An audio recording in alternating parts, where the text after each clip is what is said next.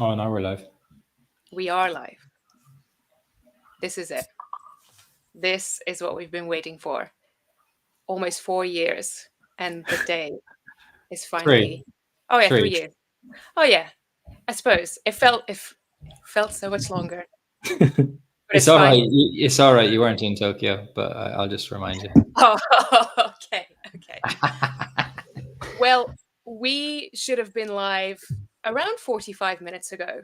And the reason that we are late is because the boys decided to have a big argument about what it means to win Olympic gold and how the horses that win Olympic gold are remembered, or how the horses that don't win Olympic gold would be remembered.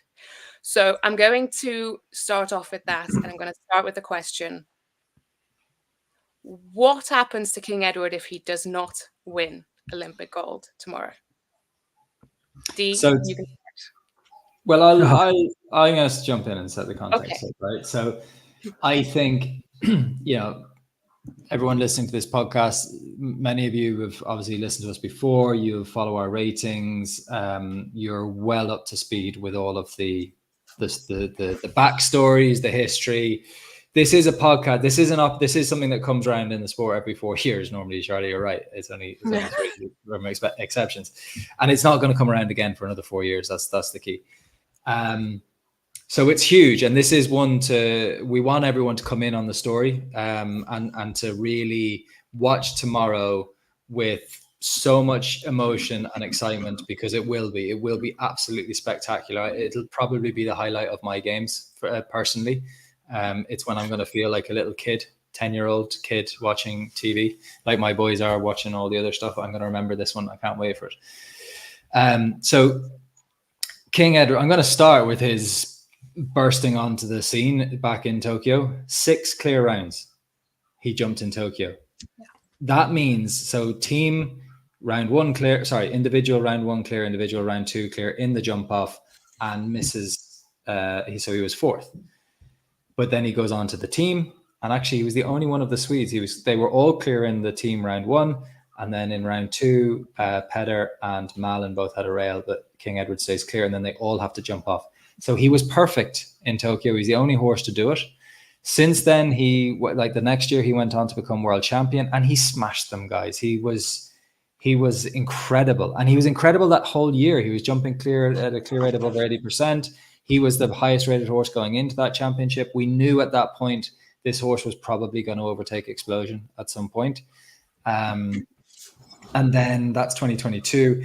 2023, World Cup champion is probably the highlight, and big things in there again, just some big performances. Not perfect by any stretch. I think of all the years I've mentioned, I think that's probably like just the most normal year. And then he's come out this year. He's broken all our rating records. He's gone past Explosion, like we said. He's become a back-to-back World Cup champion. And again, he smashed them. He absolutely destroyed his opponents. He's been second in Gothenburg on home soil. To a lot of people, that's just a World Cup class. Who cares? But it would have meant a lot to Henrik. It was a day he needed to deliver. And we're going to debate this, because the idea of winning or not winning, or losing and winning and not winning, which normally and in most sports it's so important. But I really recognize his performance for delivering in Gothenburg, delivering in Setogenbosch. He was second. He still hasn't won a Rolex Grand Slam leg. There's lots of things he hasn't, or there's a couple of things he hasn't done. And now here he is to can he win it? But okay, on our ratings point of view, this is the best horse we've ever seen. We've got 14 years of building ratings, and I wouldn't, from 2010 to 2014, I don't think it's not fair to compare him to the likes of Hickstead, Castle. We don't have the full careers of some of those earlier greats, but the likes of Explosions, Beauvilles, Calum de Us, even, older horse, but we have their careers on record, and this horse is just miles clear of all these other great horses. Even Leon Ije, who we're going to talk about, the other contenders, this horse is miles clear. Of course, he wants the gold. Everyone wants the gold tomorrow. We'll go through all of the contenders, but what Dee and I were disagreeing about is, does he need it? validate his status as one of the greatest horses of all time. I think that when you really dissect this horse's career, I think there's a chance that we may never see a more clinical, consistent, and top quality show jumper. Because to leave Explosion so far behind him, I think it's too early to make a statement like that to say with confidence that we won't. But I'm starting to consider it, because there's still more King Edward to go. Like, he's still got more years, but he's left every other horse in the sport far behind him on ratings. I hope he does it tomorrow, because of course it would add weight, for sure it would add, but I don't think it takes away from his status as the best horse I've ever seen in this sport. Durham?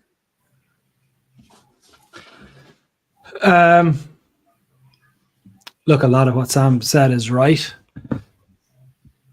but he did struggle at one point where he actually said he needs it and then corrected himself to say he wants it.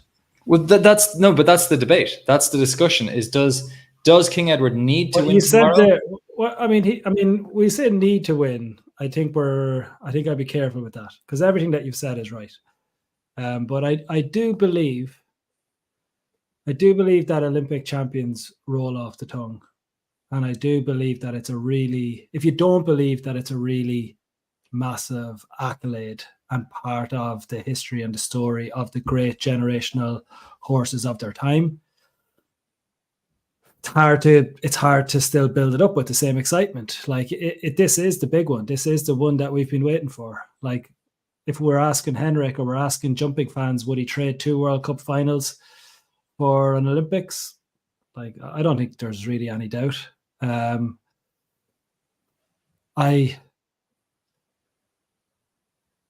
don't necessarily agree with it, but it's the winners that get remembered and the winners that write the history. And like, there's no doubt that this horse is one of the all-time great winners of the last decade.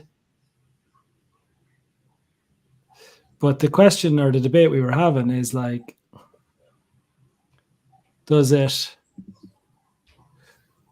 I think that it will confirm his greatness and put that beyond that it makes him it guarantees him the household name status that he deserves and that the record deserves and that the ratings deserves if he gets it.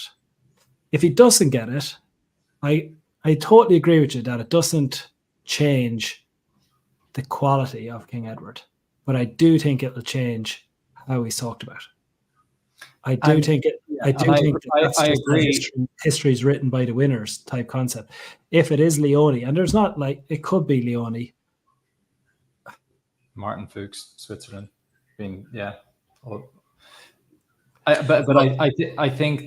agree with you in terms of the house, because the household name thing means that, like, if you dip in and out of show jumping, and you know that he's one of the names that rolls off the tongue. I do think it's really important for that. But I think in terms of people who really follow the sport, and then they're going to passionately debate who their all-time great is, and they go to loads of these Rolex shows, they go to, they watch jumping all the time, they follow that, and they're able, and because like I don't really put myself in that cat. Like, I'm sort of following it more and more and getting into it more and more. But things that stand out for me, like, I think the 6 clears in Tokyo is a really important part of his career. I think it was a huge achievement. And one thing that we're debating is like, the 6 clears in Tokyo is an amazing thing, but Explosion is the Tokyo story. Like, but it's 2 different audiences, and I agree. No, Explosion, even the jumping out, like, I mean, the hardcore jumping fans that I think you're referring to there, I can't see how you're telling me that Explosion win in Tokyo off the back of what he built in that incredible 9-year-old year, and had to be kind of manage his way into Tokyo. Didn't have. He didn't jump. He did one competition. He didn't even jump in the team. Honestly. I don't know how many people are watching now, but if you ask them about 2021 and you say, which horse do you remember from 2021? They're not saying King Edward. They're saying Explosion, pal. Yeah, most people are, but Yeah, and for the individual. But that's where I'm going tomorrow. Like, it will be. I always talk about Big Star in London as being the best horse. When you look at Big Star over the entire but Big Star wins he it. was fifth. Like, No, he didn't. He didn't win Would we London. be No, speaking but he about wins Big it. He Star wins if he it. didn't win then the next cycle? Yeah, he's trying to do what King Edward did. I think it's fun. So the other thing that it comes down to is this isn't. It's not sprinting. It's not weightlifting. It's not. He is, without doubt, the best horse in the world when you look at consistency. Is he going to be the best horse when all the scores reset to 0 tomorrow and it's one round and then a jump off? Like, we're going to talk about the Flying Frenchman, Julien Epillard, on home soil, and we're going to talk about his speed. We're going to talk about Fuchs and Leon Ige and the risks that he will take on the big stage, and the man that does not fear failure. He will go for it in a jump off. He's lost a big opponent today in Richie Vogel in United Touch, the horse with the incredible stride that would just devour a jump off like no one else. He would, without question, probably do 10 less strides in the jump off than anyone else tomorrow if he was there, but he's not. And we'll get to that. We'll talk about that. So whether he's the most effective horse tomorrow remains to be seen, but he's the best horse in the world when you look at the big picture. And he's an 8% favorite. There's a 92% chance he loses. And that's a big factor in this. Like, it's horse sport. It's not as in your control as you'd like it to be. And so to hold it against. No, I didn't say that. I just said it's a fact as to that we will remember the Olympic champions. I don't think it's fair. I don't think, I understand about the win chances. I understand that it's not the same as sprinting, but I can't at any point in me accept that the Olympic champions don't mean that much, that you remember the Olympic champions, and that he deserves to win it, and that he is the great horse of our time, but that doesn't mean he will win it. And I do think that if he doesn't win it, I think it'll be a bigger heartbreak for him and for the sport if he doesn't win it, outside of obviously connections and all the fans of all the other horses. I get that. But I think if you want to really think, the best horse, the horse of our time, won his Olympics, this is King Edward's time and King Edward's Olympics. Surely you believe that. Now, if he doesn't win it, look, he will still be remembered as a great, probably the great, but yeah, of course.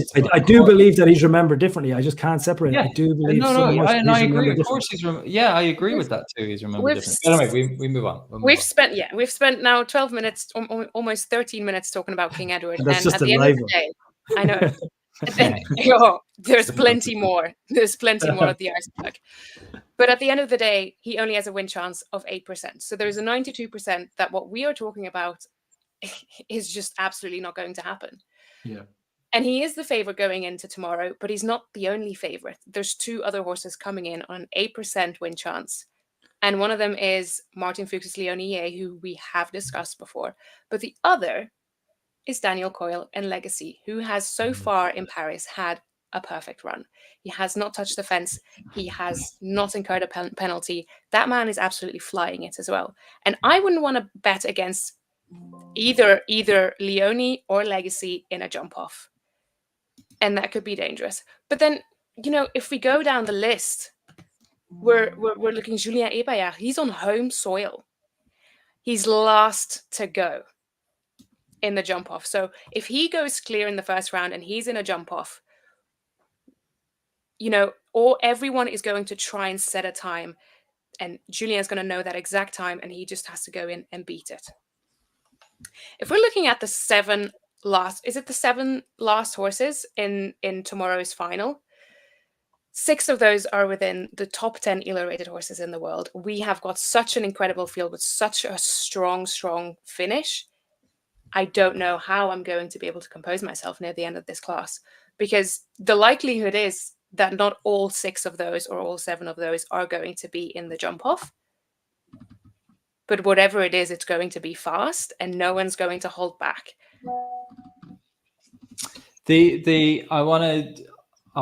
Again, lots of people are going to know this already, but I think in terms of bringing people in and making this a shareable podcast when it goes out, and saying to people, like, just get into this before the final comes. Julien Epillard, he actually started Caracol de la Roque, who is the other horse who's been perfect so far in this championship for Carl Cook for the USA, who was a last-minute sub, and we'll get to the other last-minute sub who's been perfect. We'll get there, Charlotte, for the Netherlands, Girl Power. And he is, when it comes to winning, he's got to be the first name off the top of the list. Like, I think King Edward he's definitely been second as many times as he's won. He's been second a couple of times this year. He is beatable in a jump off, King Edward. I think with the huge stride, like his power in terms of his stride and how he goes, like he overshoots turns. I think when you look at it, like I think that's where he can lose it sometimes on those turnbacks, because he's just so. Yeah, it's true. It's like James Can Cruz will be in the air for Shane Sweetnam for Ireland. He loses time in the air. I think he's going to struggle tomorrow to win if he gets in the jump off, but he should be in the jump off and he probably go clear. But he could be a medal. He could be Ireland's medal. But what Epillard is he is so fast. But and he is on multiple horses. So it's very much, it's not just the horse here, it's definitely the rider. But with Dubai de Cedra, I couldn't believe it. He's only been in 7 jump offs, which actually is that's one of the threats here. Like, he even builds his elo when he has one down in high quality competitions, because he's normally the fastest 4 faults. He's getting good placings. He's picking up points. He's picking up prize money because he's quick, even if he has one down. And that's actually how his elo builds, because this is the number 2 rated horse in the world, number 3 rated horse in the world. Right there with Dynamix. People joined second, I think, now with Dynamix. Joined second. Okay. It's been flip flopping this whole championship, by the way. They're head to head. We'll talk about the European champion Steve Gerda and Dynamix de Bellem, because I'm sure people have already screamed at their phones saying, like, how are you forgetting Steve Gerda, the beautiful Steve Gerda. But Epillard, I think he's got a challenge to get in the jump off. I think that's the first thing, is getting the clear, and then he's only 3 of those 7 jump offs. He actually only jumped clear 3 times. So leaving the fences up is the biggest issue, but I fully agree with you. If he's clear in round 1, if he's clear in the jump off, I can't see who's faster than him. I really can't. So that's the angle. Yeah. Okay. So we've talked about the great King Edward. We've talked about Epillard, who will be last to go, key position. And I just want to add there, the jump off.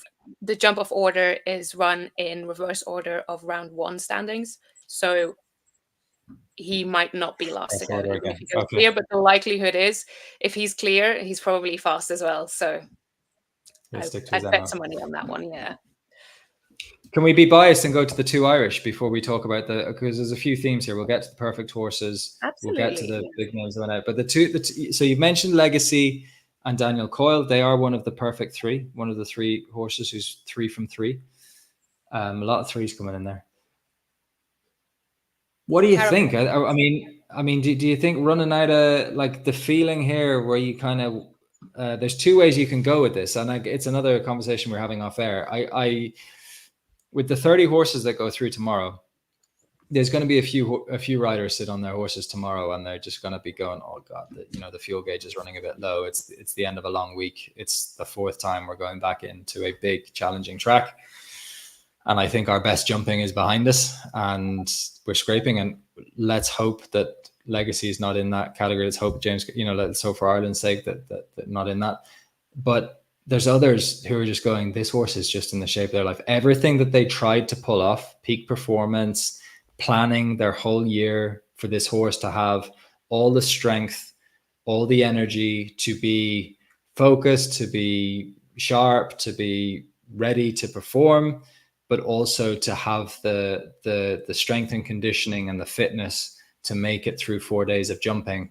And they're going to be sitting on their horse tomorrow, and they're going to be like, this horse is feeling better and better. The more we jump, the better this horse feels. There'll be a few of those.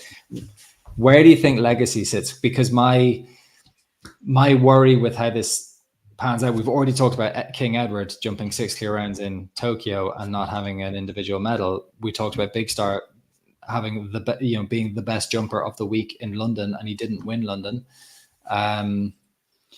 It can happen. It does happen in Olympic Games, because you reset the scores, that the best horse of the week doesn't always win a medal.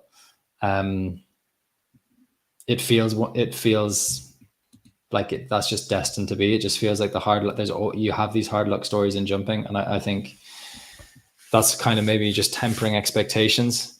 But I think Legacy, of the two Irish horses, and we'll talk about James Cairn-Cruise in a second, but I think Legacy is still the most dangerous. That's the one I'd love to see in the jump off, because I think that's going to be the most dangerous one.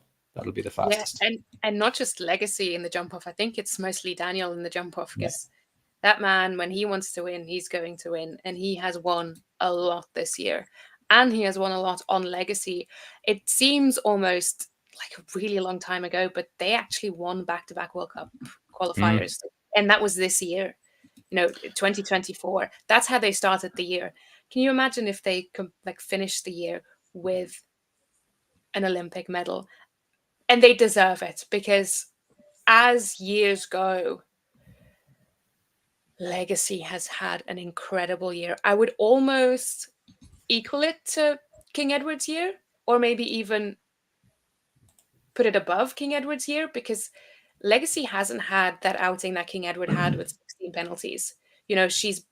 Legacy's been way more consistent and has either been clear or 4. There's only 2 4-fault rounds in her record in 2024. And I think the way that the horse has been jumping, or what it looks like, because obviously we're just sitting here behind our screens, we're not in Paris. I mean, Sam, you were in Paris for the dressage, but for me, just sitting here watching the show jumping, that horse looks like she's got plenty more in the tank.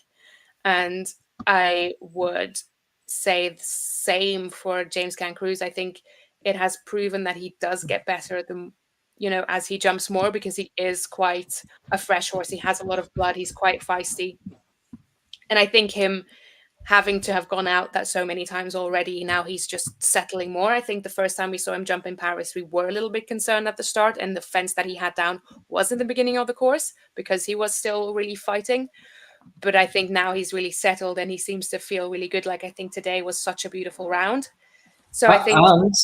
And today, I have never seen Shane ride that horse so forward. Yeah. Like, for the first time, it wasn't, how do I control this beast? How do I control one of the best jumping horses that we've seen, like an incredible jumping horse? And that ends up with so much vertical power and so much time in the air. He just let him run today. Like, he was much closer to a Von Eckermann Epeyard style of riding, and I've not really seen that from him before. And I think that'll be the plan tomorrow. It worked today. Give it a go again. I mean, it's going to feel more like it feels more daring. It's a scarier ride, but that's why he just can't win a medal, I don't think, unless he's riding a horse like that. I don't think he can win a medal, because you're just going to come up against too many fast horses in jump offs. The reason that the 3 horses that we're talking about are the 3 big favorites is their jump off records, because there's no doubt that we're talking about 30 of the top rated horses in the world, or 30 finalists, and what, 10. The Elo really pulls through here in terms of how many of them are the top rated horses in the world. Top rated horse at the competition, Charlotte, as we were doing it earlier, top rated horse in their country, top rated 10-year-olds. You're looking at the best horses here. There's very few of them that you don't think can find themselves in a jump off in terms of their ability to get in there. So I think what separates the big winners here is going to be your jump off record. And if you look at jump off records here, I mean, Daniel Coyle and Legacy have gone in there and jumped 3 perfect rounds already. One more clear round gets them into a jump off. Their jump off record at 160s in 2024 is 2 jump offs, 2 clears, 2 wins. Yeah. Their jump off record over the last 2 seasons, 23 and 24 together, is 6 rounds, 5 clears, 3 wins, 5 podiums. 5 clears, 5 podiums for Legacy in 23-24, 160. Von Eckermann is 8 from 8 in the last 2 seasons, including 4 wins, but 8 podiums. 8 rounds, 8 clears, 8 podiums at 160, 23-24. And Leone J is the other, 10 rounds, 7 clears, 4 wins, 5 podiums. the big difference when you start dropping down to the others, and I know we talk about the speed of Julian Eppard, but the speed sometimes will cost you a rail, and we've seen that multiple times already, not necessarily, of course, in jump-offs in Paris to date, but we've seen it even, James Cancruz coming to the last, Gilles Thomas coming to the last, possibly McLean Board today. You would potentially argue maybe not quite the same, but certainly like the idea of just clearing the last and having to approach it with a little bit of speed has cost people. Julian Eppard is 7 rounds at 160 in the last 2 seasons, 3 clears. Now, it's interesting in the similar way to Richie Vogel and United Touch, who, Sam, as you mentioned, is one of the big stories of today in terms of who we won't see here. When Eppard is clear, he's on the podium. He's 2 wins, and from those 3 clears, he's 2 wins, and all three of his clears, he's on the podium. But where I'm going with that is, if we're to go through, and I know we want to spend time on James Cancruz because he's been a big part of our last couple of years. He's been one of the top-rated 10-year-olds. He is the top-rated. He is the top-rated Irish horse. I think he's probably about 7. Ireland have the 5th and now 7th equal. James Cancruz is 5th. Legacy's up 13 points in that either. We have 2 horses in the top 10 horses in the world right now, in the top 8 horses in the world right now. That's phenomenal, and that will be my segue to the Swiss, who have 2 in the top 5. That's where we're going next. But can we quickly recap Ireland? I think James Cancruz he's 16% medal chance tomorrow. I agree with I cannot see him winning gold, okay, because we've just not seen the horse win enough jump offs. I hope that's fuel to Shane Sweetnam's fire. Can you imagine if he does do it though? Oh, it'd be phenomenal, and this is the most dangerous horse this is the most dangerous sport in the world to say things can't happen, as you two well know after the team competition. Yeah, baby, I never left you, Scott. I never left you, Scotty, baby. I knew you could do it. Knew it. I'm pretty sure that you have left him, but you just didn't do it on a screen. No, I had theories. I have to recognize the facts. The form was gone, which also makes the story. That's what makes what Scott Brash did so incredible. He went into that ring with a 32% clear chance, which was way below most other people that day. He's also in the final. We've got to discuss the Brits as well. But final word on the Irish. We've talked about James Cancruz for so long. He is in the top 5 horses in the world because of how consistent he is. He goes to all the big dances. He doesn't underperform by any stretch. Like, he performs well, but he doesn't win. He needs to win me something. He does. Like, we've been such a big champion of this horse. We've talked about no. You don't need to win things. I mean, to be remembered as a great... he's got to get a medal. No. Surely not. Walked away from that. No, D. I am the ref. We're walking away from that. No, but King Edward's won medals. You have to win something. That's what I'm saying. Like, there has to be something. In fairness to James Cancruz, I was a little bit too dismissive, I think, of his 160 jump offs. He has no wins. Yeah. But actually, would you believe? Yeah, he's like an 80%. He's a higher clear rate than King Edward in a jump off. But now there's nothing in it. 79% plays 80%. He's a great clear rate. That's why he's a 16% medal chance tomorrow. If you offered me 5-1, which is the correct representation of that medal chance, if you offered me that, if you're going against him on fair odds, I would take it. If someone offers me 5-1, Shane Sweetnam to win a medal tomorrow, that's it. Those are his genuine chances on our objective analytics, the best metrics in the sport, the metrics that matter most in equestrian sports, the Echo ratings numbers. He's a 16% medal chance. If someone offers me 5-1, I'll take it. I would take it. I'd want him 5-1. What I was going to say is there is actually, if you're looking at the last 2 years, and I know, Sam, it depends on where we're going with it, but in terms of what data set we use, but in the last 2 years, he's 4 clears from 6 rounds. King Edward is 8 from 8. He has no wins. But actually, from his 6 rounds, he has 5 podiums. Yeah. This is James Cancruz. Jump off rounds, you mean? Jump off rounds. Jump offs at 160. Yeah, sorry, Charlotte. Thank you. Jump offs in 160 competitions. He actually has even been on the podium without a clear. Colours to the mast. Ireland's best chance, because we've got a lot to get through. Ireland's best chance of a medal. Charlotte Smith. Who is it tomorrow? Here, this is easy. If you want to think, it has to be Daniel Coyle. Sam, give over. Yes, but I want it to be James Cancruz as well. I want him to win something because I've been waiting for it for years. And it's 19%. Lads, Legacy's got an 8% win. Like he's equal favorite. She's joint she's favorite equal with King Edward. Like, this is a massive deal. 19% Ireland have a medal favourite chance. going into the Sam. Olympic Championships.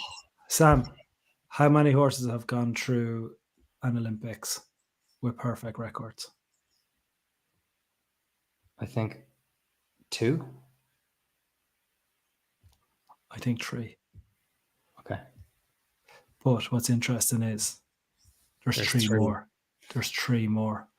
And we have one of them in Daniel. I just think the reason I went to jump offs there is I think if you're going to, when we are going to go through this whole field, I'm sure at some point we're half an hour into the podcast, but we still have a bit of time to go. We are going to talk about them because it's an individual final of the Olympics. Like, for the amount of talk we do for hours, Steve. I don't know if people will listen to us for hours, but I don't feel like we should dismiss. I think we should spend time on each of them. Like, the Dutch have 3 horses in the final. The Brits have 3 horses in the final. Yeah, like, there's enough to go through them here. But what I do think is that if you really want to have the winning conversation, you can't stray too far away from the jump off conversation, because who's really going to be making a case against any of the top 20 of the 30 jumping a clear round? Like, they probably all can, like 20. No, but I want to juggle it all together. We need to make a few calls, a few gut feelings, bring in what we've been seeing. I'm going to go with James Cancruz over Legacy tomorrow. I think it's getting to this format is a huge disadvantage to, it's not like a Europeans or a Worlds where the best horse of the week, everything is cumulative. It all counts.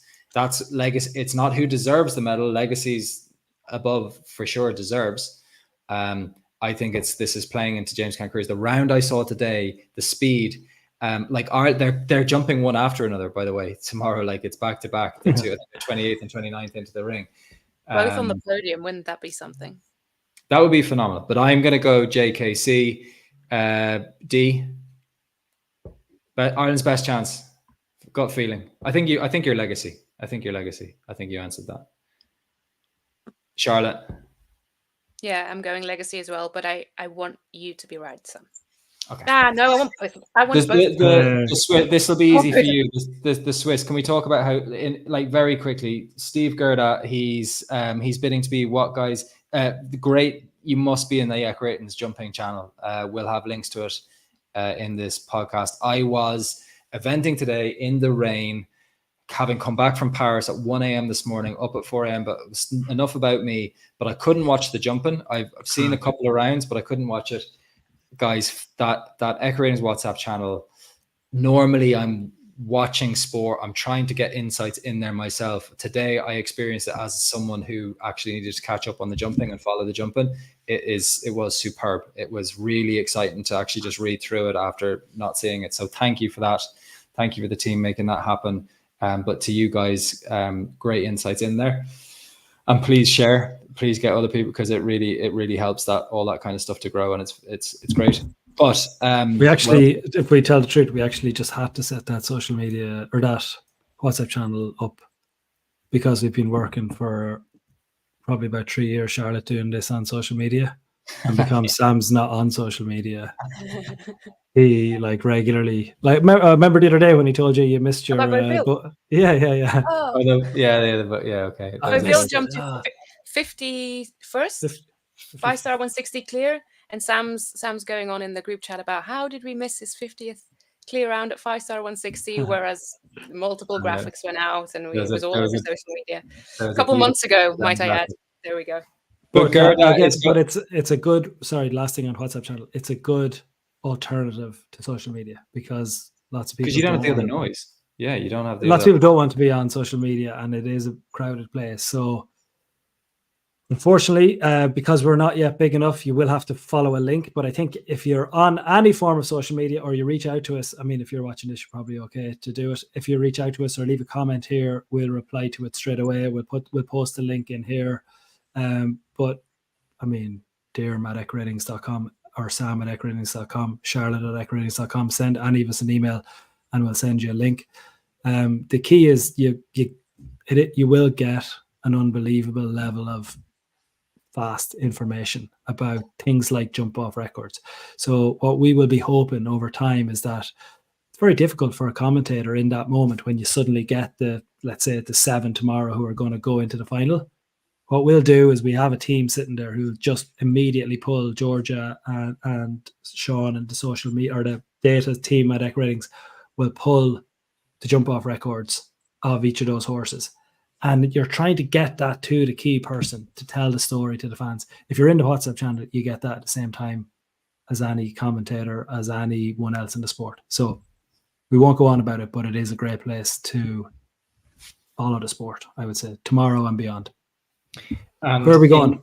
Where I went with that was that Steve Gerda is one of 3 people, or he's trying to become the third, or are there 3 in the field who can become? Whoa, this is good. Yeah, this is slick. You're right. I've actually forgotten it. This is my sleep deprivation. Go But for it. he's trying to win double gold. He's trying to be a double Olympic champ. Yeah. And he's one of 3 in the field tomorrow that will be able to do that. Okay. We've only once had one double gold winner, and that was Doriola, French rider. I think it's 90 years ago or something. Yeah, only one rider's ever done it, and it's been a good long while. Sure. So we have Ben Mayer back to back, which we have never seen. We have Rodrigo Pessoa, who's now contesting his 8th Olympic Games. He could become a 2-time winner. He won back in 2004 on the legendary Baloubet du Rouet. And then, of course, Steve Gerda, he won in 2012 on Nino de Buissonnet. And he now comes in on the incredible Dynamix de Belém. He won incredible on French Thursday? What day was it? Thursday? Dariola, you're right. Yeah, okay. 1952 yes. and 1964. Okay, so about 20 years ago. How are you feeling about the European champ, Charlotte? Your love affair. Firstly, it's been one of the stories of the games. The Swiss. Charlotte, tell the truth. Since day one, you're nervous. I was nervous. I watched her jump. I didn't like what I saw. Today? No. I mean the first day, on Thursday. I didn't like what I saw. Today, she's grand. She's perfect. I'm back with her. Where the love affair is strong. I am going to stick by her. If I have to choose to do what? If you're making me choose between Leonie and Dynamix de Belém, I'm going with Dynamix.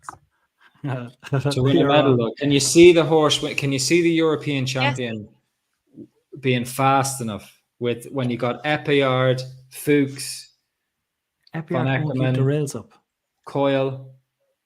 Now you're talking. I am not fast people. So surely one of them is faster than the. I mean, and like Brash and Mayer. Like remember the Ben Mayer. I'm going to go back to the question between Leonie and Dynamix de Belém. I am going for Dynamix de Belém, and that's all I'm going to say. That's fine. I anyway, but it's a great combination. And then Leonie J was 8 from 8 coming into this championship. Had a rail was clear today. Yeah. Or had a rail and was fast today. No, they were clear today.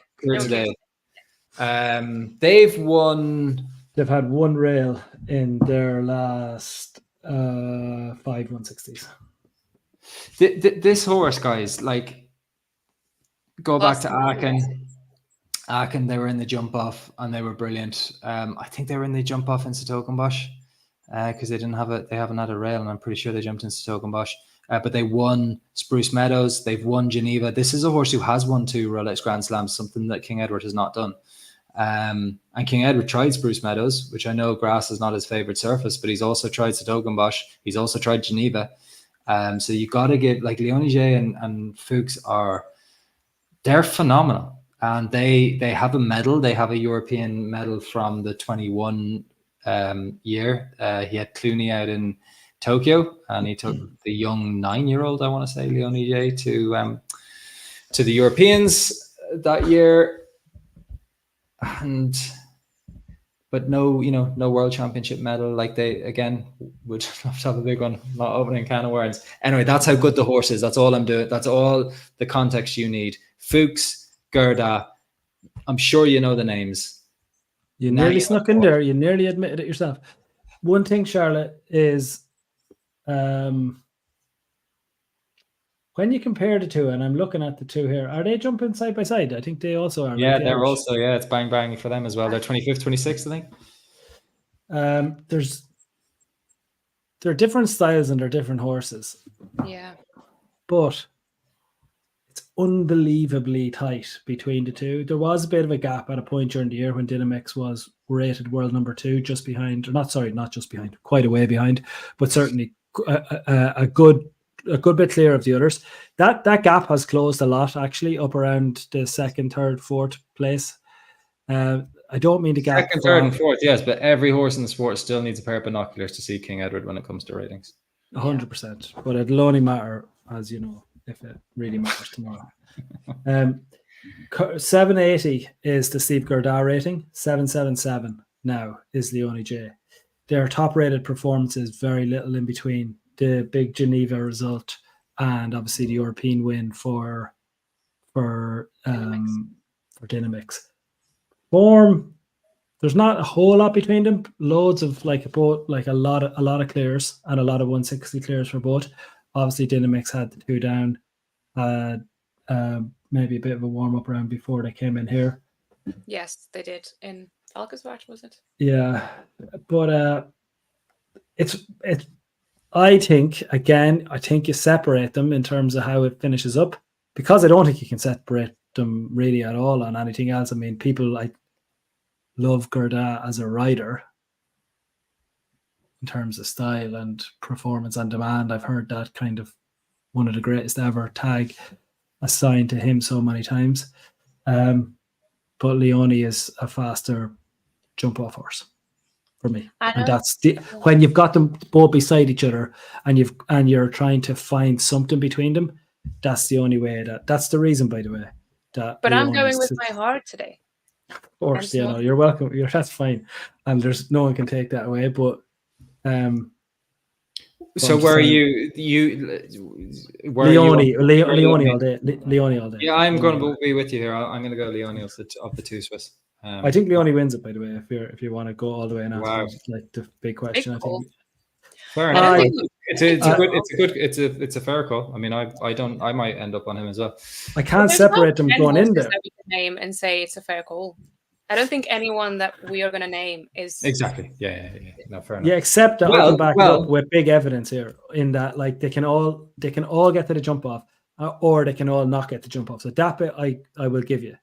But once they get in there, I think you can start being right and wrong about how this plays out. Like if you're saying James Caan Cruz, Legacy, Leonie, and King Edward kind of puts a bit of a fly in there, but Dubai, I think if you're trying to separate them, I think you can say we're being a little bit glib about it because you're trying to separate them on a podcast the night before. I think you're going to be saying, well, Dubai doesn't have the same amount of jumping clears and jump offs. James Caan Cruz doesn't have the same amount of wins because he's not fast. He'll jump clear, but he won't be fast. And you start cancelling them out like that, and I think you get much closer to Legacy and Leonie, probably King Edward. You're moving to that zone, I think, of how. And to be honest, when you do that and you start using all this gut feeling plus the data, you know what you find yourself on? Where the data actually pointed us in the first place. 8%, 8%, 8%. It's Daniel Coyle Legacy. It's Martin Fuchs and Leonie, and it's Henrik von Eckermann and King Edward. And each of them have stories, each of them have chances, and each of them could be out after the first round. We know that. But if they all end up in there, they're the 3, I think that we're going to end up coming back to again and again. Yeah, but it's still show jumping, and you still have Lars Kirsten winning Gothenburg. You still have Willem Greve. Of course you do. 100%. But sure, it's only a podcast to tell you that. No, I know, and I love your 3. On the heartbroken nation of this games with regards to jumping so far, Ireland are 1 for sure, but the Netherlands, they must be feeling robbed. I was just about to go there. Team medal. They have 3 in the jump off. They have a horse still clinging on. We can't confirm yet that they will win the jump off. In the final, apologies. There are 3 horses ranked 7 equal in the world. Legacy was 1. Beauville is the other. He's still in the top 10. horse in the world on ratings. Eurocast has jumped. I've gone past Monaco, number 15. We're not opening that can of worms, D. 25th Eurocast Van de Katavenen for Harry Smulders. Kim Men and Imagine, I really struggle with that, is now 34th. They're so close to 750 Elo now. They're another one that's been perfect. She's on my podium, you guys. Kim Emma. Podium? Kim I Emma. think that's all heart and no head, but and that's okay. I'm okay with that. I need a female on my podium. I need a woman. Not that many of them in the final, is there? Laura? 3. Laura, Victoria Gullikson, and Kim Emmen. That's Laura Kraut, sorry. Yeah, go Victoria Gullikson. Very quickly then. Wait, no. I want to go back to Beauville because he's the only horse in the field that can become a double medalist. We've only had 2 horses in the past that have won double Olympic medals. One of them was Peter Fredriksen's All In, and then the other one was 100 years ago. Treboso? Is that the name, D? Treboso? Tribeca. There we go. Yeah, 100 years ago. And I bet you they didn't win an individual world championship medal in between, which Beauville did. Exactly. So, well, we shall see if he can do it again, but that would be incredible. That really hasn't had the best start of the championship. That would be such that victory. Like, has this horse jumped a clear round in this championship yet? I don't think he has. And he could win the Olympics. He jumped clear in the team qualifier, I think. Okay. Yeah. I don't think Electric Blue Pea has jumped a clear round yet at the Olympic Games, and it could win. We'll get to Electric Blue Pea. That's interesting. We'll have to jump clear round tomorrow. Obviously, we have to jump 2 clear rounds tomorrow, I would imagine. Oh, I think the Dutch are gonna. I mean, I like Zurich. I mean, no, they to have 3 in there. It's a numbers game. That's a big advantage. So they're all options open. Then I'm sorry, I'm flying through them, but do we go? I'd like to just say something on the Dutch. I think we're very close to the legacy stuff because we've seen it and felt it. We're very close to the James Caan Crew stuff because we've talked about it for a couple of years. The Kim Men story is something that myself and Charlotte have come back to a few times during it. Very similar to what we're going to talk about when we move to the US. But it's really special what's happening there. Like, to be one of the last 3 remaining now, perfect records going into tomorrow. To come in late, as we will see with the US story too, but to come in late the night before and to now be sitting on 3 from 3 in Paris. You then move over to Harry Smulders, and visually, like, Eurocast looks quite different, I think, to, like, it looks quite striking in terms of how those clears are coming. Like, today was a bit of a hard day, if we're honest. I don't know how many people sit and watch it. Most people watching this probably watched it. Like, 70 of them. Like, it's a lot of horses to watch jumping the same track, and like, you're putting it in order, and then you're like, okay, you've got to wait for 40 odd to get qualified, and you kind of know, jump clear, you're qualified, don't jump clear, you're got to be very fast. But it's hard. Like, it was so hot and sticky in Ireland today, and we're just I don't know where you were because it was raining here. It was raining, but it was raining, but it was very. Oh my god, I am wet. I was saturated, and no, but it was lashing rain here, but like, sweaty weather, like, it's hot, and I'm sitting here, curtains drawn to keep out the heat. What are you doing to our poor listeners? Like, we're trying to get through the. I had a great time, by the way. Like, that was my. The Brits and sitting down and watching 75 horses jump the Olympic Games. Like, it sorry, does pal. not for me. But we want to get on to the Brits and the US, and we're going to go on. I'm you have to imagine you sitting there in your boxer shorts, sweating and dripping in a t-shirt, watching jumping, eating crisps. Like, that's just a horrible image. That would be a horrible image, but that's not the image. What I was trying to say is that for those of us that watched the 70 horses today, pal, that it was tough at times because it was long. It was a hard thing. Anyone that tells me differently is not telling the truth. Like, to watch 70 horses jump is a long day of watching the same course. But every so often, a round comes along that is visually different. And Urakas was very similar in the team competition, and he was similar today. It looks class.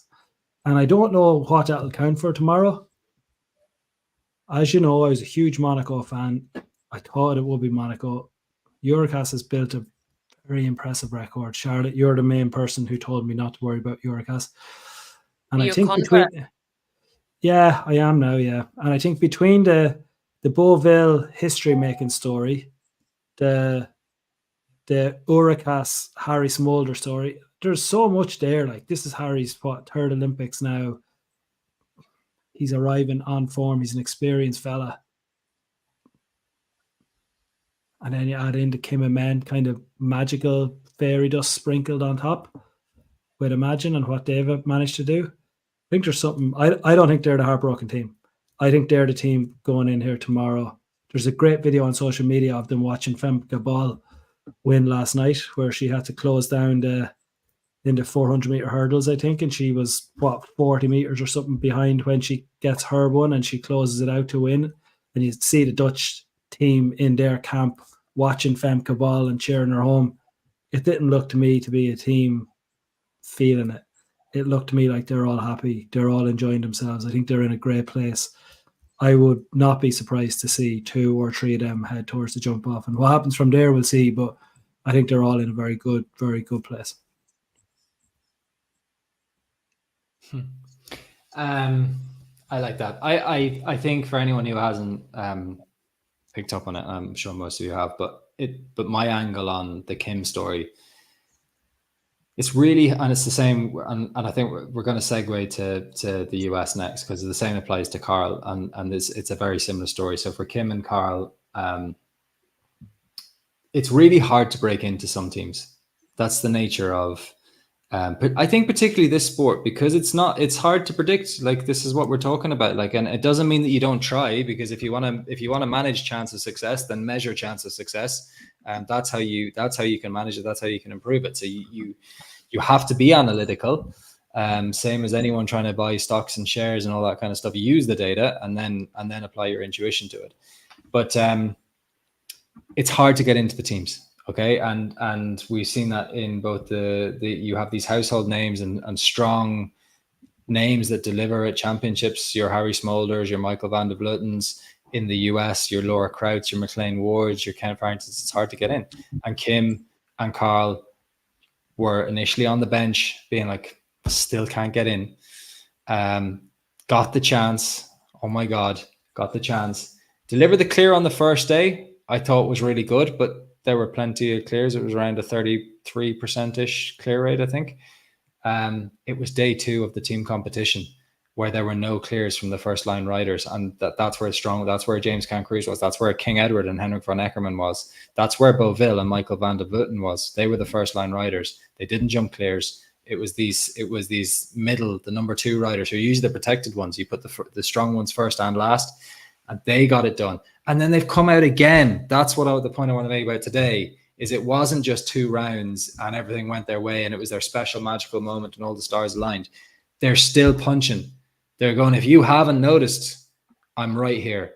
And let's go to Carl Cook, because Carco de la Rocca is now in the top 10 horses in the world on ratings. That makes him the highest rated US combination in the world right now. What a games they've had. They've been perfect. And they could be fast. He'll dare. Yeah. Can I bring one other thing to I'm going to hand it to you guys. But the last thing I'll say is the dynamic tomorrow. In 364 days of the year, if you see a jump off, it's win or go home. It doesn't matter. I don't care. Like, it's all about winning. Medals in the Olympic Games, 4th place is the worst place. Maybe for Henrik von Eckermann, it's gold or nothing.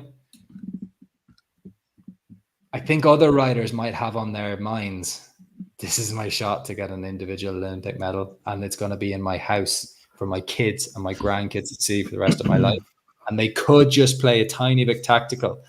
I'm not sure if Epiard, Carl Cook, Daniel Coyle, Martin Fuchs, they're the kind of 4 I'd have as being so brave and so brash and being like, don't give me tactical. I don't care about 4th or bronze. I want gold. I think Named there him will- again. Sorry, named him again. Fuchs. Daniel Coyle, Martin Fuchs, Carl Cook, and Julian Epiard. Interesting. I He's- think I agree with you because I thought you were going to try and convince me that Carl Cook would try and go for a medal ahead of trying to go for gold. And I completely disagree with that. I thought that's where you're going, but you're not. All I'm trying to say is I agree with you. Eventually, we got there. But Yeah. I think some could. Like Yeah. I think I might. Like I think Shane Sweetenham could. He could be thinking like just get an individual medal here. Like Yeah. you don't go all out and try and get like if the others are going to be fast to me, they're going to be fast to me. But make sure I'm in the top 3. Like that's it. Like you see sometimes it's the kind of first to go on the jump off type mentality. Like just set the bar, don't go all out. Which I really disagree with. Like if you're in Geneva and there's 10 in the jump off and they're all world class riders. McLean Go Ward. all out. Like McLean Ward today. yeah, That's why yeah. McLean Ward's not there. But I don't disagree with it because that's how McLean Ward has ridden Ilex for the last 5 or 6 big 160 rounds, including Aachen, and it's worked. Slow, controlled, and clear. I disagree with you because I don't think you can watch the jump off in Aachen, McLean's jump off in Aachen, and say that was slow. First 2 rounds were all about control. Well, yeah, And- because he has to jump clear. Yeah. Like it doesn't And, matter if you're fast in the first 2 rounds. You just have to be clear. Well, it wasn't a tight time. I think he was first to go on the jump off, wasn't he? Hmm. I think he was. I know it's different when you have to set the time in Aachen, and but if you see how I think DSP he was a Chikari, long way. I think he was a long way, Charlotte. I think he was a long way behind. Like No, not true. I know. No, No? I think they Okay. were about 20, like 0.20 seconds or something like oh that. no, there wasn't much I'm- difference. There wasn't much difference with Chikaria, but there was and Chikaria had to really ride to the last to get that. But Chikaria did. McLean didn't. But he was way off where Leone was, and obviously way off where United Touch was. I still disagree with you, but go ahead. That's all. Like, That's all. fine. Yeah. That's what we're here for. Yeah. But I think, I mean, if you look at why Laura's in the jump off and McLean's not, final. and he was 1.2 Sorry, seconds what- behind in the Charlotte. final. Point what? He was. I'll read out the 4 times in the jump off. Do you have a point here? The 4 times in the jump off. Vogel So 38. this is rare, Sam. This is Charlotte. This is rare coming from Sam. Back me up. 38.6 was Vogel. 39.03 was Fuchs, so less than half a second. 39.77 was Andre Thieme, who won it. Again, just over half a second behind Fuchs. So half a second between Vogel and Fuchs, another half a second back to Thieme. So obviously Vogel and Fuchs had a rail. It's 1.2 seconds back to McLean. He was Stop. 41. No, I'm gonna. Is that the revised time? Oh, yeah, there was- McLean's time is revised. There was a 39. The FEI time. 39.86. Oh yeah. Yeah, there was a big thing, Sam. God, about there's having to 2 get times. the time revised. Okay. Still the slowest of the 4, but yeah, much less in it. Okay. That's very confusing that there's 2 times out there in the world. Yeah, sorry, it's not one to argue over too much, but I do think that is why we're not seeing him today. Like as soon as he had the last Charlotte, it wasn't a case of say like and now it is the last, which is obviously different because you don't have the time to make it up. But he wasn't really in consideration after he had that. He was so surprised. He was more surprised than we were. That man did not expect to have the last fence down. Like the outrage his on his face. Yeah, he was shocked. Yeah. You know what? He's one of the, alongside Richie Vogel. I actually think, I mean, to bring it back for a moment, just to the general, for people who are joining us at any point in this, I know it's a long preview ahead of tomorrow, but We'll probably lose Instagram soon, I'd say as well. It only comes around every 4 years. We're fine. we will lose Instagram, I think. That is a good point. But It'll come out as a podcast. No one's on Instagram, lads. It's a I'm joking. Keep going. Come on, granddad's dad's with you. I'm here. You were going with Vogel being out. What I was going to say is, I do think we're not missing too many of the superstars or the.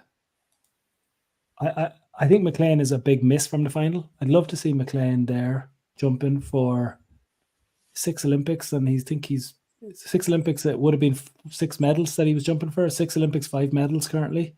He is one of the superstars of our sport, and I think he is a miss.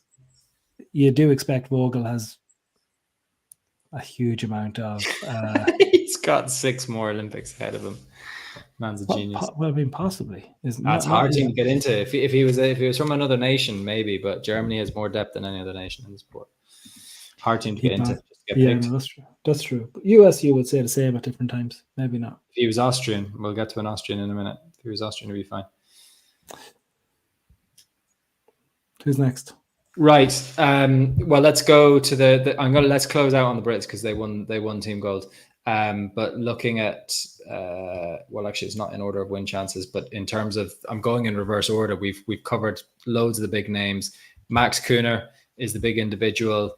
As I say, this horse came in 9 clears from 9 rounds at 5-star 160, been in phenomenal form, has always been a big horse on ratings, has won Satogum, has won a Rolex Grand Slam leg, has done a lot right in his career.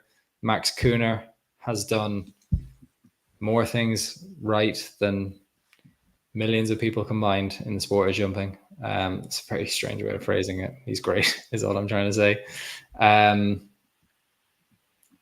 Are they jumping well? And like that form is gone. So had a rail in give over in the team quality. No, but that suits. But this You're is so dramatic when you want to be. Like if we were doing. I'm with you. I think this is where. So if we compare Electric Blue P versus your Caracol de la Rocks, your Imagine, and your Legacy, your 3 perfect horses, this horse has been the complete opposite.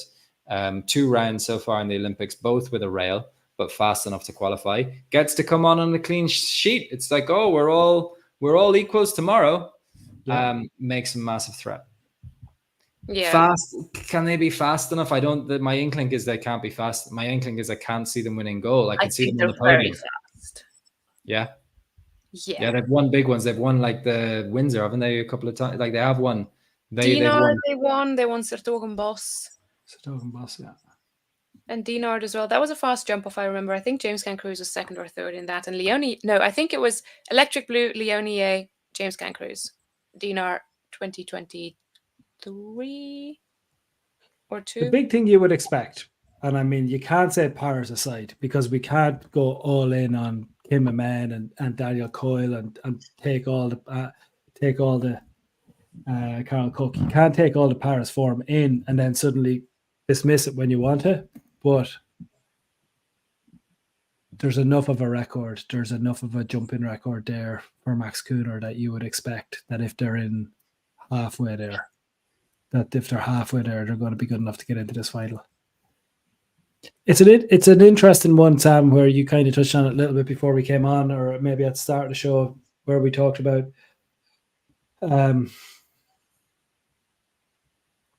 if you just are going to get on in certain days and you're in a flow state, the horse is jumping, your head's in it, all the head's going to want to be in it tomorrow.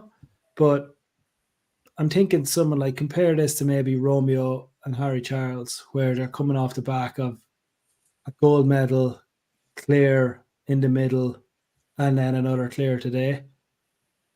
There has to be a difference with Max Kühner and Harry Charles going in there, even though we're both set back to 0. But Max Kühner has better jumping form at 160 and would have been coming in here as a favourite alongside King Edward and Leone up until those 2 rails. It's just dropped him just back, and Daniel Coyle has flipped position and gone in there up until those 2 rounds. I think you'd be really silly to dismiss them based on those couple of rounds alone. The form is long enough line of clears.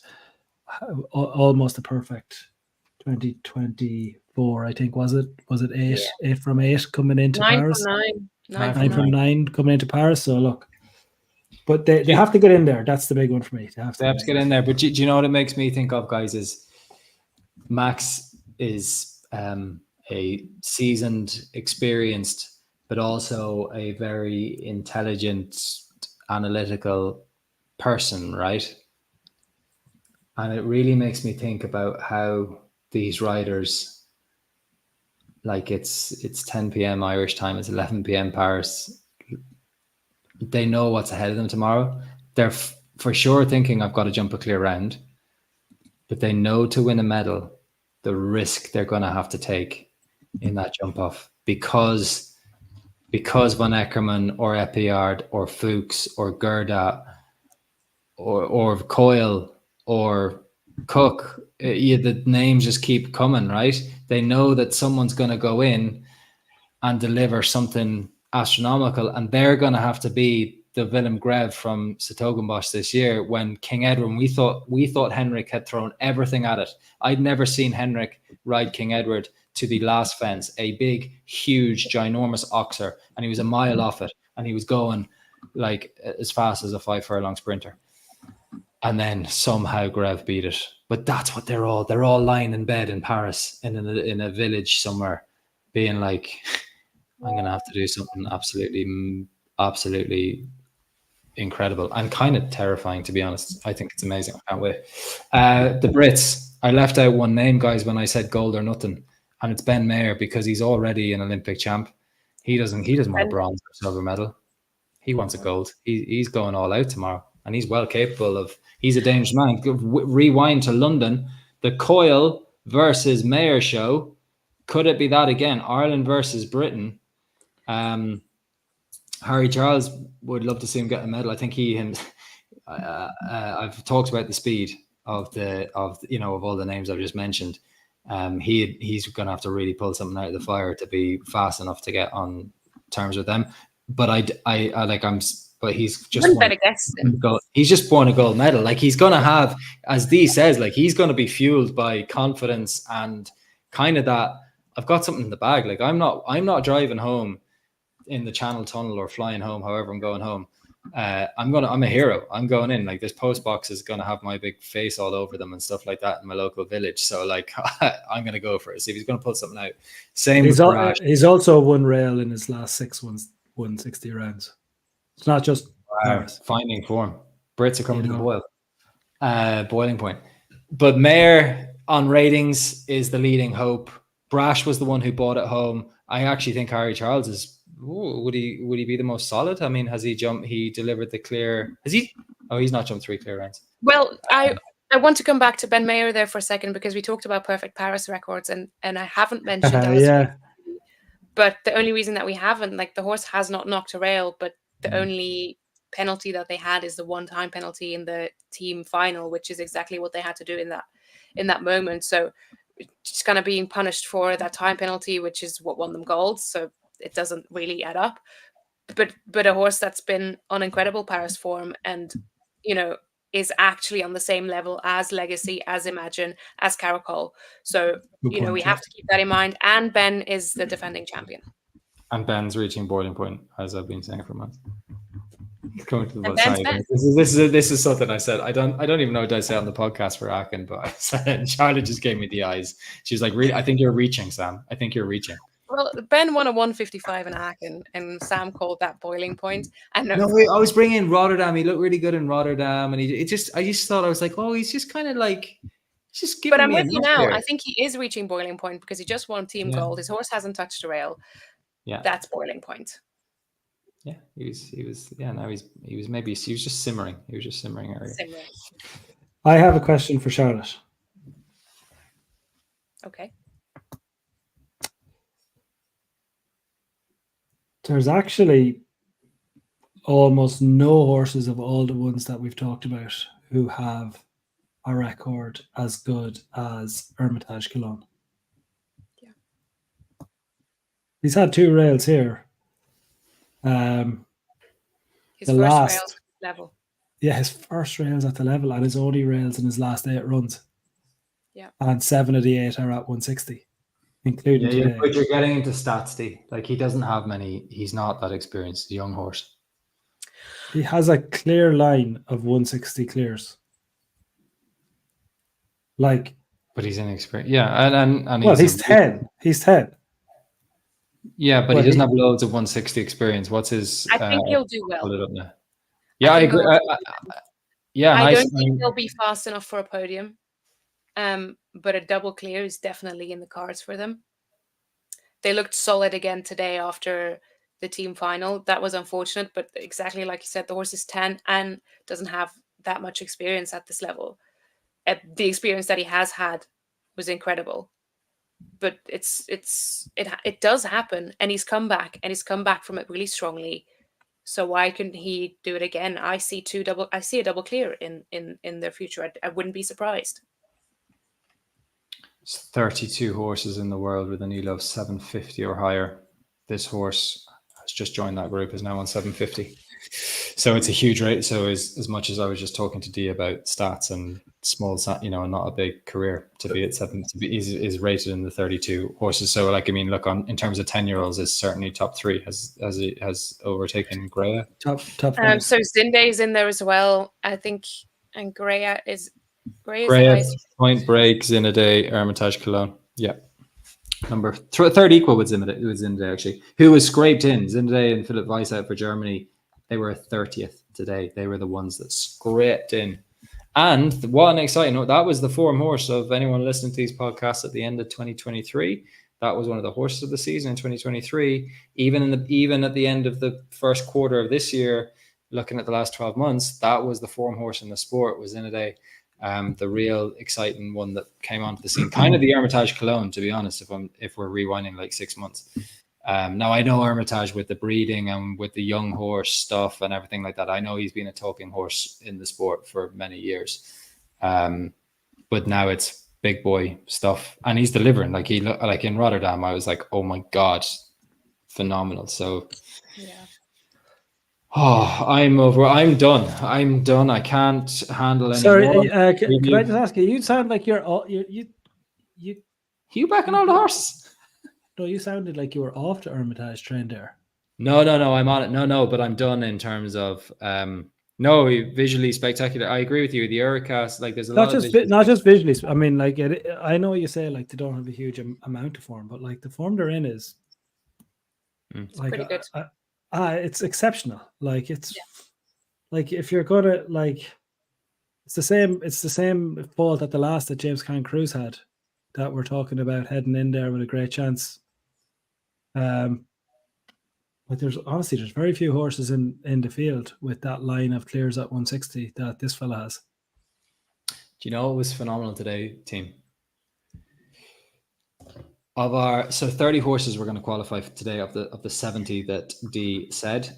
We obviously do predict, and you can see Prediction Center, Jumping Prediction Center. Again, just get in our WhatsApp group because that's the best, or our WhatsApp channel is the best place to get it. Links are there, but obviously if you want to just Google Equiratings Jumping Prediction Center, you'll get it. And you can get lots of our 5-star 160 classes that we're previewing in there. So useful site to know. But we were doing chance of qualifying, and in our top 30, they averaged a 63% qualifying chance. Getting a bit technical here, which means that we expected 18.9 of our top 30 horses to qualify. 19 did. We were like the numbers were bang on. Now, which is cool. But we have, as Charlotte says, like the top. What is it? Is it all top 5 horses in the world are all in tomorrow? Top 5, 8 of the top 10, and the 2 of the top 10 that aren't in this final their riders are in the final with different horses. So Julien Ibayares, Donatello Doge is not in the final because he's riding Dubois du Cèdre, and Hansen. Oh, it's Hansen for Peter Fredriksson. Peter Fredriksson, who's not in the final, but he was competing at the Olympics with Catch Me Not. So that is a thing about like in horse racing, they add subjectivity to the ratings.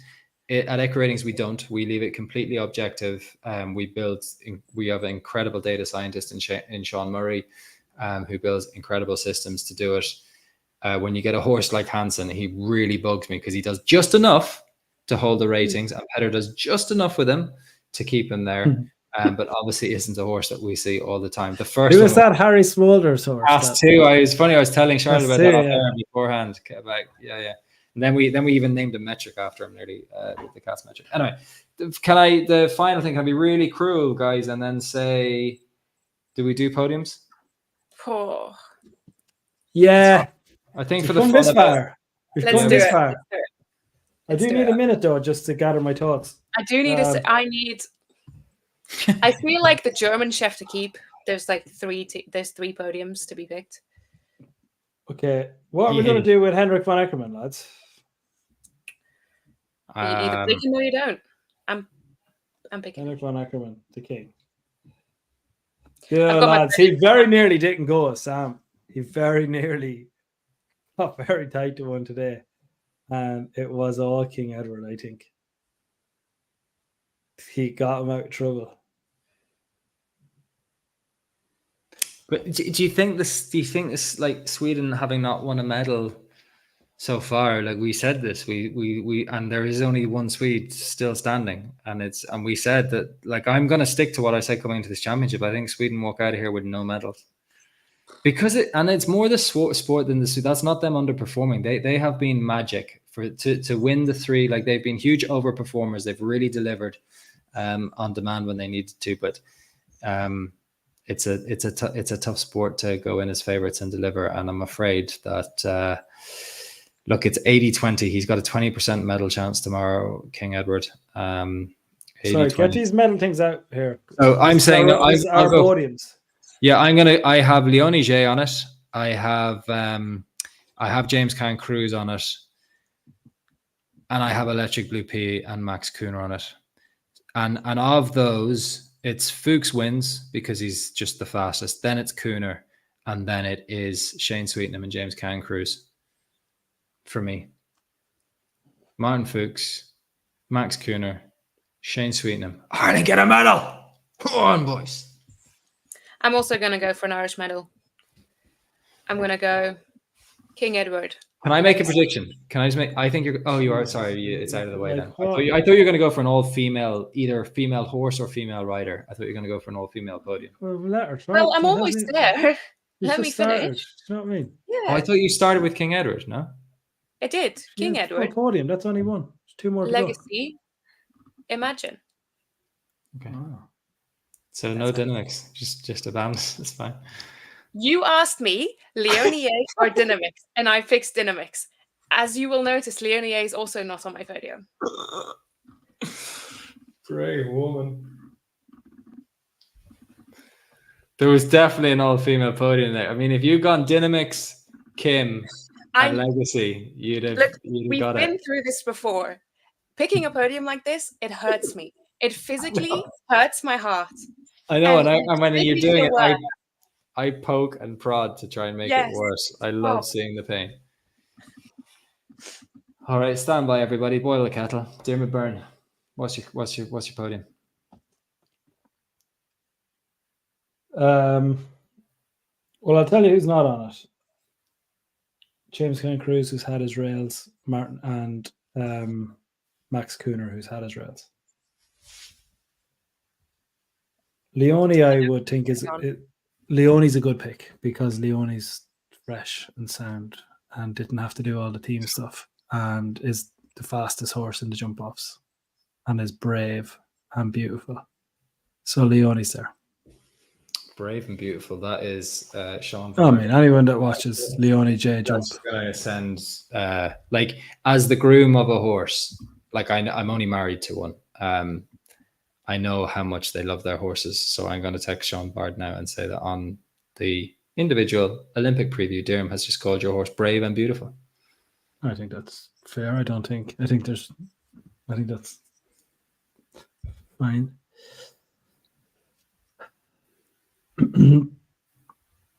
I think Uricas is going to be there. I know, but I like. It's like a complete 180.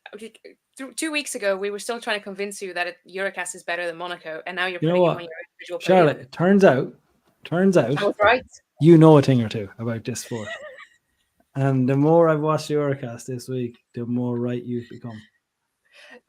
You've Are been we telling me for forgetting? months. I'm forgetting the Brits or something. Or Look, I think there's certainly something there that you mentioned in terms of the Dallas Vegas Batilli thing being a bit under the radar because of the time penalty, and it shouldn't be on the defending champion. I think you're onto something there. Ben's a clutch rider, knows how to get it done. But in an Olympic final, honestly, are we not going to apply that to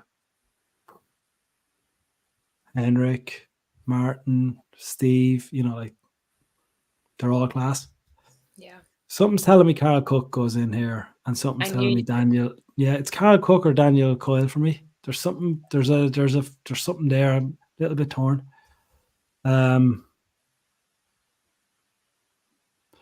I'm going to go Martin Fuchs wins the Olympics. We agree. We're like besties.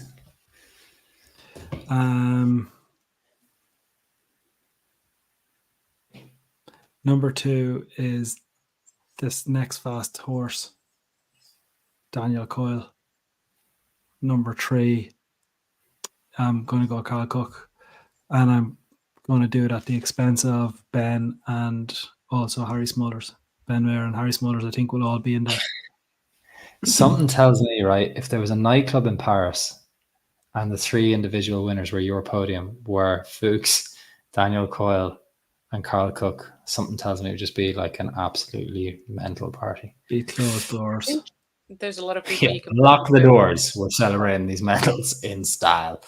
And Snoop Dogg will be there, of course, as I learned that Snoop Dogg was there. Didn't see him in the Do you know much about Snoop Dogg, Sam? You kind of strike me as someone who came from a background that wouldn't necessarily be listening to too much rap or Snoop Dogg in your upbringing.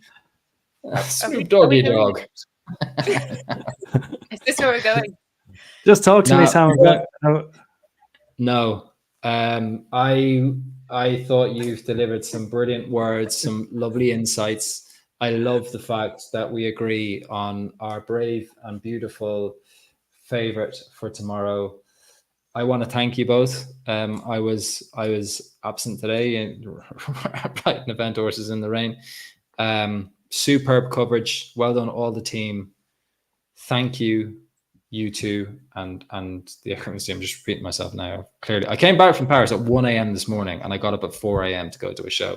I'm wrecked, but I'm so excited about tomorrow. I just cannot wait. They are there. The top 5 in the world are there. There were a couple of casualties today, but it's all intact. Full steam ahead. Michael Dorigo on Instagram. Caracol will be the surprise at the podium. Epiard, the gold in case of jump off, and Steve, the outsider. Outsider? Yeah, what do you... No, but you're not talking. None of us put him on. I think that's a fair point. Like in terms of like they're on, but like you say, they all have a chat. Like there's loads of them there.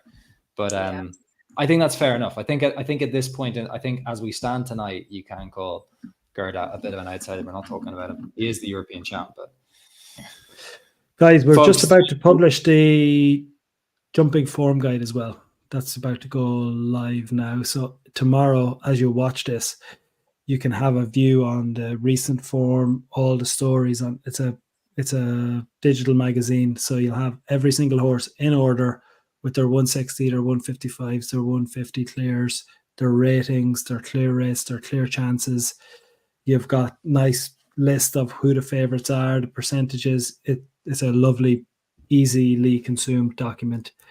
That'll be on our Instagram. You'll just have to click, I think, what is it, Charlotte, like the final or jump in, any comment basically on any of the Instagram posts, or again, email us.